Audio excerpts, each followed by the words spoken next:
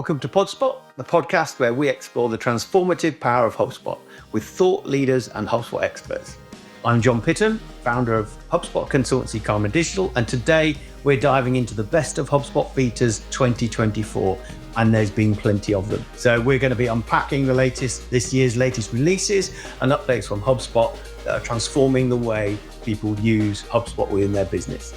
I'm delighted today to be joined by Sam Mumby-Harrison, CRM Specialist here at Karman Digital, and Ryan Clark, Head of HubSpot Services. How are you both? Very well, thank you. Yeah, good, thank you. Good stuff. I think you've both had podcast appearances previously, so you'll be seasoned professionals, which is great.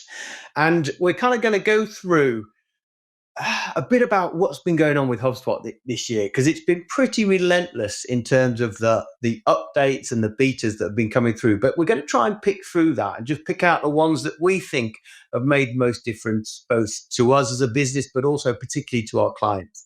And then how those betas have been, I guess, applied within real world examples. So hopefully people listening to this will get a little bit from what's been happening at HubSpot, what the opportunities are, and maybe some thoughts around how some of these betas could be helping them inside their businesses. So we'll finish also with a little bit of a wish list for 2025 and what might we see coming down the pipe from HubSpot. So without further ado, let's get straight into it then, if we can. And what are, do you think, the most exciting HubSpot betas of 2024? And I'll start with you, Ryan. What do you think they are and what makes them so exciting? So I think for me, anything around AI is super exciting. So anything around the releases following the latest inbound. So, you had Breeze AI, you had Breeze Intelligence, the agent side of things. I think any beta off the back of them releases, I think, was kind of the biggest that I've seen from a HubSpot perspective. So, you had sales and service workspaces that were released within this year, which is certainly helping us as a business, but it's certainly been helping some of our clients as well. So just wrapping everything up within that Breeze, within that AI, I think is, from my perspective, kind of the biggest release of this year. I think is kind of where the HubSpot is going to go next year as well. Yeah, I mean, you're absolutely right on that point as where it's going to go next year. I mean, they're leaning heavily into AI, as a lot of businesses are. But, we're already starting to see where those opportunities lie. And, this whole idea of AI agents and how they're going to be bolted into HubSpot to kind of unleash greater power, I guess, within HubSpot. So that's going to be really fascinating to go to next year. And we'll dig a little bit more on those AI tools shortly. But so Sam, coming to you, from your perspective, what's got you excited with HubSpot betas this year? Just a sheer amount of different object-related betas. So there's new betas relating to users, betas for leads, and bringing in all those sort of different objects, but bringing them together as well. So my favorite one at the moment has got to be the associations, where you can actually use workflows to create the association labels and create and remove associations depending on property fields. And it's just such an amazing tool to bring in and no longer need custom coded workflows for it. Yeah, and I think that was a big one for you guys, wasn't it? Because, we're always looking at Ops Hub and starting to think about how we do some scripting inside workflows to kind of manage those associations. And for those people that aren't familiar with object association labels, they are basically being able to link different objects together and labeling them for reporting purposes. So, you might use them to identify a referrer. So they, to a deal, they might not be the contact associated with a deal, but they are the referrer. And I mean, there's just so many use cases in relation to those association labels. So, thinking about that then, Sam, and getting into the weeds a little bit of, use cases that enhance work for clients. Can you give some examples of where clients have used association labels?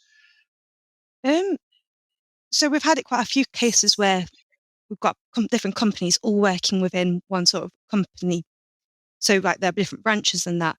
And so it's quite handy to actually be able to create an association, say, this is the parent company, using just a parent company field property. So any of them that match up will then get associated to that parent company. And then that actually then enhances the use case on other workflows, because then we can then go only send emails related to the parent company, or only do it for this element. And you can bring it in and remove elements in a workflow that only relate to that associated label. So you don't have to worry if other people are going to get associated when they don't need to be. Yeah.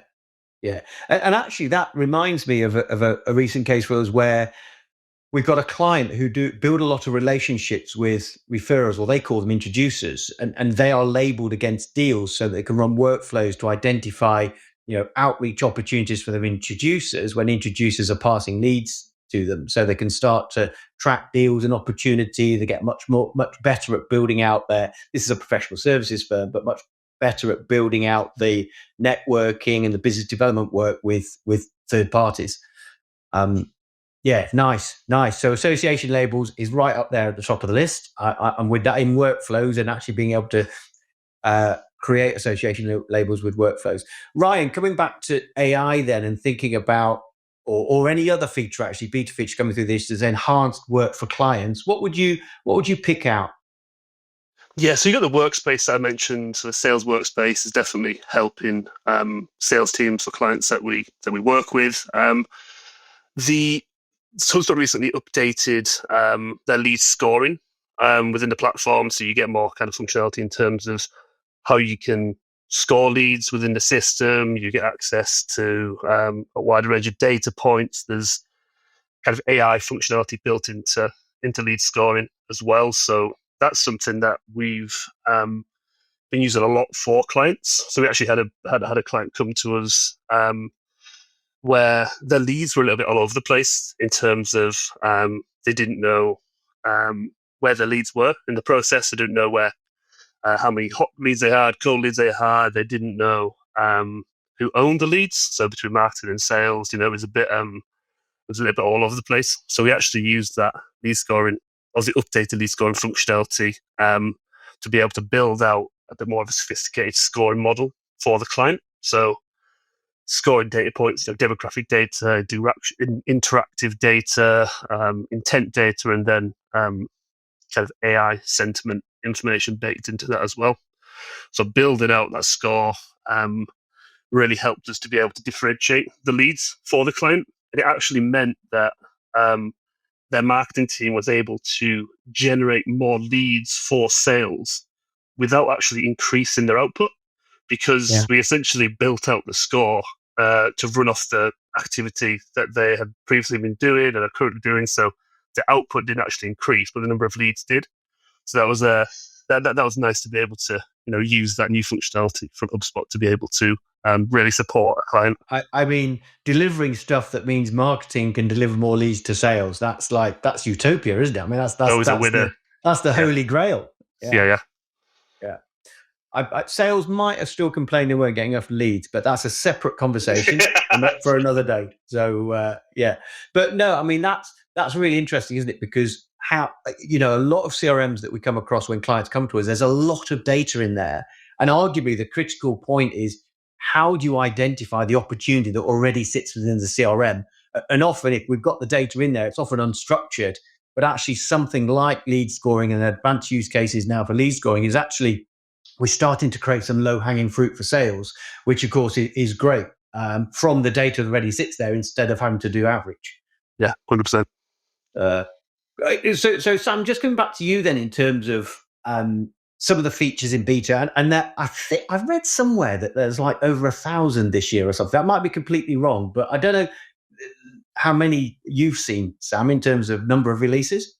Oh, it's crazy. Every single week I'm spending a bit of time just looking at every single releases from the past week, and it's just growing every single week. There's more and more releases. It does get me quite excited and through each day to go, oh, this is new, this is exciting. But yeah, really definitely. busy. There is so much out there. And the one thing I do say is it keeps Kyle Jepson in a job. If anyone isn't following Kyle Jepson on LinkedIn, you should do, because he's an absolute source of knowledge for all the releases coming through. And seems like a really good guy as well. So, worth following, and it keeps him busy. So just thinking about the releases and thinking about, customer engagement as being a core area, and that's evolving so rapidly at the moment. We've gone from basic sort of email marketing to incredibly sophisticated AI-powered interactions and chatbots. In terms of the customer engagement side of HubSpot, are there any betas that jump out to you in that space? Ryan or Sam? I'll come to either of you who can answer that question. I mean, for me, just go back to what I was saying earlier about the whole Breeze ecosystem.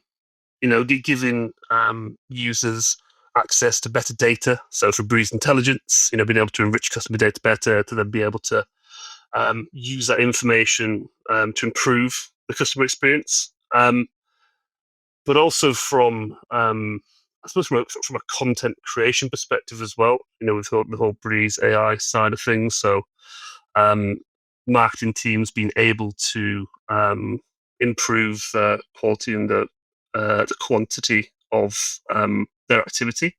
So spending less time actually analyzing what they're going to do. Like AI is kind of leaning into the AI and Breeze and all that side of things is going to help. It's almost like I can't remember how it was described in Inbound. It's almost like a teammate. So rather than an actual physical person, you've actually got like this piece of technology that you can lean into as a teammate to help you with the analysis side of things and the actual distribution of content. So I think that's going to optimize the customer engagement side of things by delivering the right messaging at the right time to customers and meeting them where they are. I think that whole experience is going to be revolutionized through Breeze and through AI. Yeah, it's actually making it far more personalized, far more relevant, isn't it? And AI will be creating content at scale on a one-to-one basis for comms. And that is where suddenly we're going to see a much higher level of engagement because, it's no longer one size fits all. I mean, it hasn't been for a while with dynamic content and smart content, et cetera, and emails. But now with AI, it takes it another step further. One other thing as well, with regards to the sort of the content marketing element, is the remix. That is such a great tool that they've brought in now, where you could have a blog and then it will help create like articles and social media posts, and you can use videos to then create blogs from videos and podcasts. You can create all these different tools using Remix, so you don't have to think of all these different ways you can use just one bit of content. It will help you do all that, and it'll help refresh it as well, so you can use it later on down the line. And so I think that's such a great tool to actually enable content marketers to actually go, what can I do with this content? I really want to get it out there. It helps do that for you. Yeah, I have to say, certainly from our side of the fence, when I might be involved in some conversations early on with potential new clients, when I see them see the remix functionality for the first time, and they go, "Oh wow, we can literally spin off loads of content off this core piece," and that's really impressive on what it does now.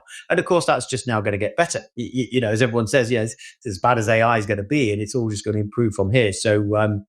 Sure there's plenty more coming where that came from. So great. Lots of stuff happening. Are there any other specific stories where clients have been able to solve a problem or where a feature's made a real impact to a client? Sam? So one that really jumps out to me at the moment is things around data sensitivity. So HubSpot, they've brought out a number of different sort of betas. Sensitive, highly sensitive, HIPAA, which is more your health-related things in America. All that sort of data that you can't normally hold in a CRM system. So we have had clients where they were having to sort of use external systems to hold that data. And we've gone, with this beta, you can actually hold that data in your system. And they've gone, well, we don't need this other CRM system anymore because we have everything in here now. And so it brings everything all in-house rather than having to sort of dipping out back and forth through other systems. So that's been an amazing tool, especially with compliance data. Yeah, it's absolutely opened up sectors to HubSpot, which maybe we were maybe cautious about. Obviously we do a lot of in financial services, professional services, and others. And they certainly are, now really far more interested in HubSpot because of this ability around sensitive data. Makes a massive difference. And from your perspective, Ryan, any specific client stories where a beta's solved a problem or a challenge? We had custom CRM cards for a client who was struggling to visualize data on a record within one single view. So as they were progressing a deal through the pipeline, they wanted to see information from custom objects, as well as contact and specific company information within one easy to understand view.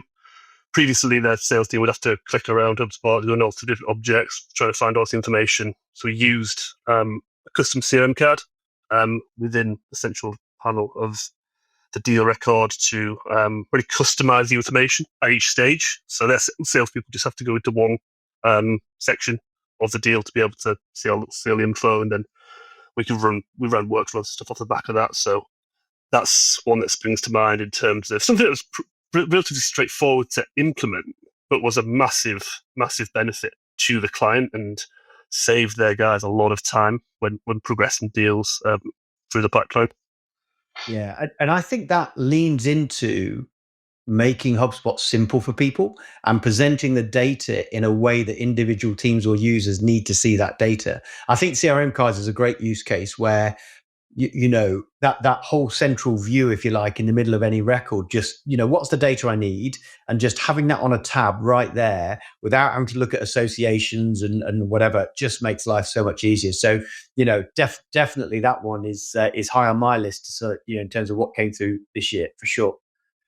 So thinking about getting a bit deeper into the nuts and bolts of implementation, then there's features now like inline editing of association tables and colored deal tags. I think came through, and I'm not in the weeds implementing. So this is the kind of stuff that I'm reading about and people tell me about. So if I get some of this wrong, I apologize now. But what's the biggest surprise in terms of time savings and process improvements, that whole operations data management piece? Is there anything that's come through on that side? I'll come to you, Ryan, first. So is anything from you on ops and data management? I think the just coming back to the brief intelligence piece in terms of the enrichment side of things, I think that's definitely a time save for clients. All clients want the best possible data to go after for prospects, clients, and leads. But I think that is quite time consuming in terms of enriching data previously. So you'd enrich data outside of the system, or you'd pull in a third party tool or whatever. But Breeze Intelligence, I think, is really going to help with that enrichment piece in terms of customers being able to enrich key data points within a click of a button. I think it was 200 million data points or 20 million data points. I can't remember the actual figure, but saving clients time when they're going in and enriching data, I think is kind of a big one from an operational efficiency improvement. The workspace I mentioned, that's going to, I think, revolutionize how sales teams work in terms of having that central view. So having kind of everything from a sales perspective within one easy to understand space, and having kind of buying signals in there and stuff like that. So rather than a salesperson coming in the morning and going, right, what's my priority today? It's all given to you on a plate through AI with these buying signals and intent signals. So the next best step, it's all laid out for you. So you as a salesperson have to will spend more time selling rather than the admin side of things. So I think from a process improvement, operational efficiency side of things, that's going to be huge from a sales perspective. Yeah, definitely. Giving salespeople the data they want, so they can use it and work with that. That's absolutely where they need to be. So, yeah, great. Sam, from your perspective, anything you'd add to that from ops and data management perspective? So one thing that's actually been quite an interesting element is that in the past you had to have ops to have sorry, not ops. You needed to have enterprise, to have custom objects. And so recently they've actually brought in a element called objects library, So with objects library, you actually have a bank of different types of objects. So you have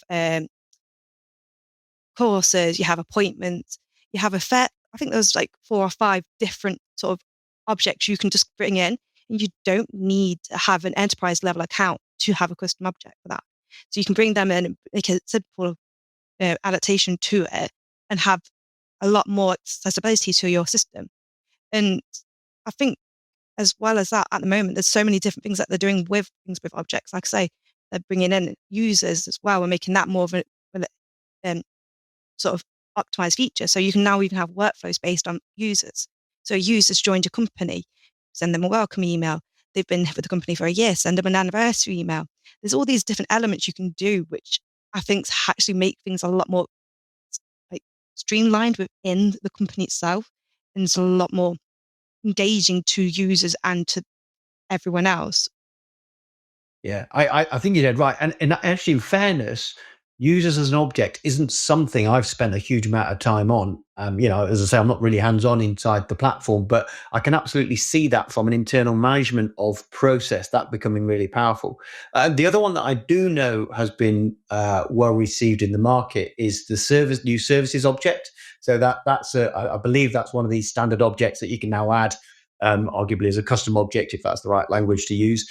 But services, because obviously what used to happen is when a deal was closed, that deal would then become the product, if you like, or the service that other tickets and things would hang off. But now what we're able to do is, without having enterprise, they don't have access to custom objects per se, you can now close a deal and then you can create a service. So that service then becomes the delivery of that service, particularly, obviously for firms and business use services. As a proposition, suddenly everything hangs off that rather than have to hang off the deal, which I think is quite a sea change in the way that some people will be using HubSpot. So I think that's that's definitely a win. So lots and lots of betas coming through, and it feels to me that this isn't going to stop. And I think that it's interesting, the noise out there at the moment in terms of HubSpot. Obviously taking on Salesforce now in the corporate and enterprise space, and there's a worry that people, that from people I've heard that about HubSpot becoming a bit more like Salesforce, which might be arguably a little bit more complex and a bit more technical. I think, one of the things I would suggest HubSpot, and actually they've done this historically very well, is really focusing on ease of use, simplicity. So don't get too carried away with making things complex. Having feature-rich and function-rich platforms is really important, but actually the configuration of that for users and teams becomes super important, which I guess comes on to the next question here, which is, there's lots of challenges, isn't there, when people start to adopt new features, because teams can just start bolting on, and we've all seen it where the CRM morphs into this beast that, no one quite knows what's going on, and there's almost feels like there's a lot of loss of control around it. I mean, from your guys' perspective, Sam, coming to you first, what do you think the common challenges are in relation to adoption of these new features? I do agree that it can sometimes get a bit messy. People get too excited and implement things too quickly. But I think also it's also the opposite of sometimes there's a new beta comes out and people just don't notice it and don't realize that that's their benefit of them. So one thing I'd always recommend to people is always take a look and go into your product updates and see what is available in your account, because it will show you what you can add to your system. So I think that is a vital thing. And Sam, sorry just to jump in, but for our listeners, where would someone find that? Where do they do that within their portal? Yeah, so it's literally if they just go to their name at the very top right to open up their little settings menu, it's literally just a field there that says product updates. They click on that and it just gives them a full list and gives you information that's updated, what's in beta, what's coming up, even things that are sunsetting. But it'll also tell you what's new to you. So if you go in there quite frequently and you just go in there and check it, you can have it so it only shows you what you haven't seen yet. So it's quite handy so you can keep up to date with those new changes. Nice. And then Ryan, just coming to you on that same question in terms of, challenges that businesses face with adoption of new features. What do you see? Lack of awareness, as Sam's mentioned there, but I also think a lack of understanding as well of what the new feature actually does and why it's potentially going to solve some of their problems. I think that's kind of twofold there in terms of the awareness and understanding.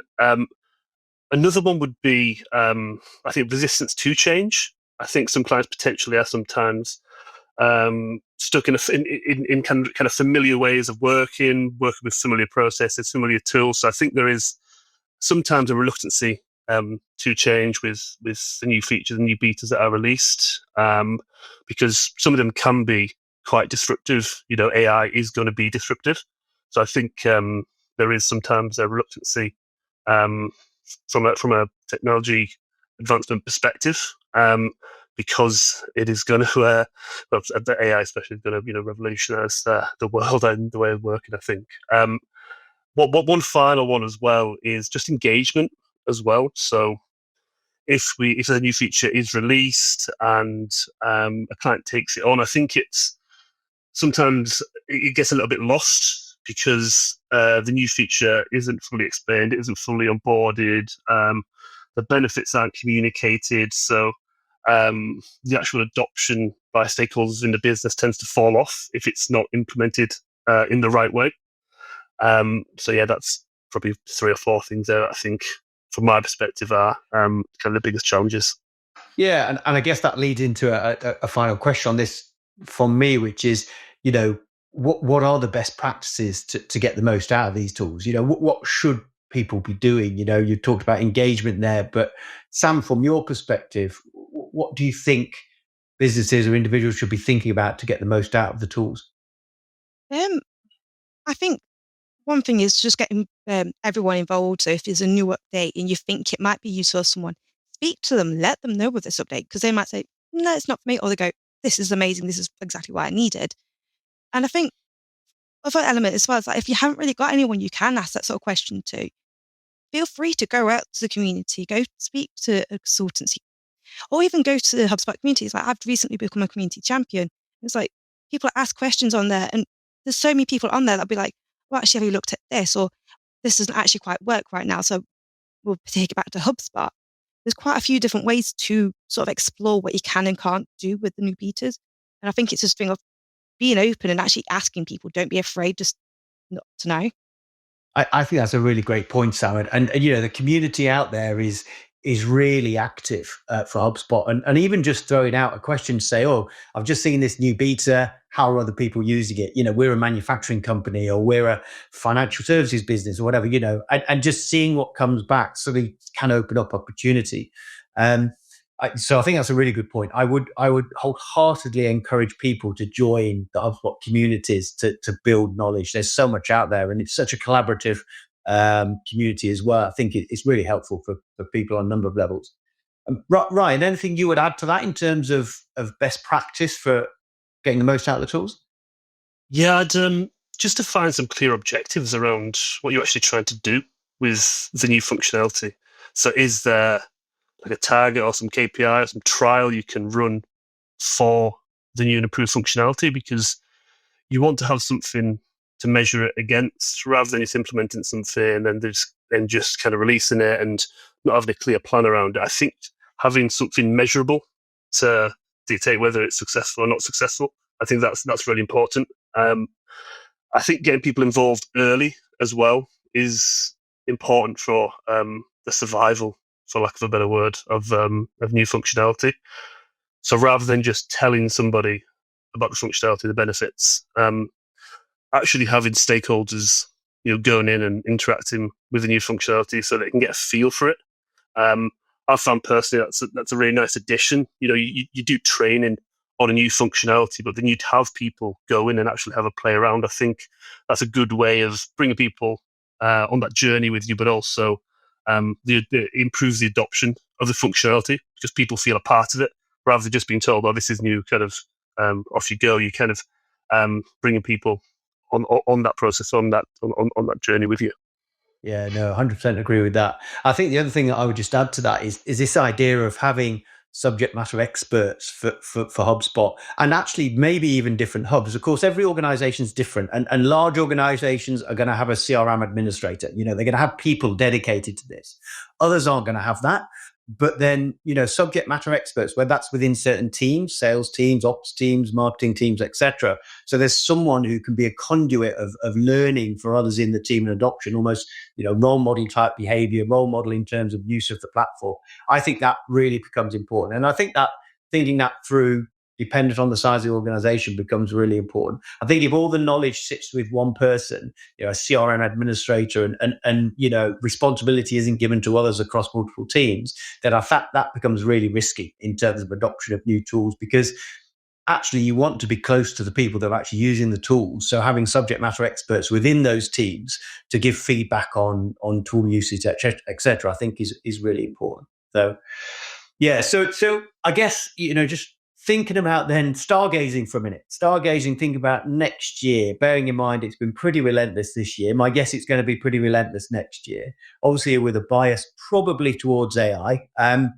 But if we were going to put our sort of, put our wish list together for next year, what would you like HubSpot to be introducing in 2025? I'll start with you, Sam. Yeah, so I think one of my favorite things I'm really hoping for is more capabilities regards to sort of reporting. So at the moment, you can build custom reports using goals, but you can't bring goals into other reports. You can't bring sort of goals and use it in with contacts and with companies and that. So you have to have it all set up within goals to then create a report from it. So I'd like that sort of multi-level sort of reporting function brought in with goals. That would make such like reporting so much easier and so much more accessible to more areas within like companies. So that's definitely on top of my list. Nice. Okay, it's on the list. Ryan, what about you? Yeah, I mean, just to echo what Sam said, definitely reporting. It's I think that's somewhere that HubSpot certainly falls down. I'd love to get to a position where we can have the reporting as an all-encompassing tool. At the minute, a lot of our clients kind of use multiple providers from a reporting perspective, so it'd be good to kind of improve that functionality. Another one for me would be around task management and resourcing as well. So is there more functionality that HubSpot could release around that? We personally use we use ClickUp for our resource management tool. Is there something that HubSpot could introduce so we can, and other businesses like ours, can manage resource, forecast resource with it directly within the system? I think from a resourcing perspective, there are ways around it, but it can be quite fiddly. So I think something a bit more bespoke delivered by HubSpot, I think around that would definitely be beneficial. Yeah, I agree with you on both those counts, reporting and resourcing. Certainly resourcing, we've heard a bit from clients recently about that, more and more requests for how can we manage resourcing once a deal's closed, or even part of forecasting to understand resource availability, etc. So yeah, absolutely. Well, hopefully HubSpot are listening to this podcast and resourcing will be top of the list for next year, but let's wait and see. So there has been so much in 2024 in terms of betas coming out. So thanks for sharing that, Sam and Ryan. That's really interesting. And we probably touched on, 5-10% of the releases, maybe? Not even that. I know. There's some really obscure use cases of which a new beta's come out, like right down deep, but it's in there. And there will probably be more of the same for 2025. So Sam and Ryan, thanks ever so much for your time today. It's been an absolute pleasure to have you on here, and I'm sure we'll have you on the podcast soon. Yeah, definitely. Thanks for having us. Thank you. So that's a wrap for today's episode of PodSpot. Join us next time as we delve into more topics surrounding all things HubSpot. Remember to subscribe for more episodes, drop us a line with any of your ideas you may have for future content, and do leave us a review if you enjoyed today's discussion. Thanks very much.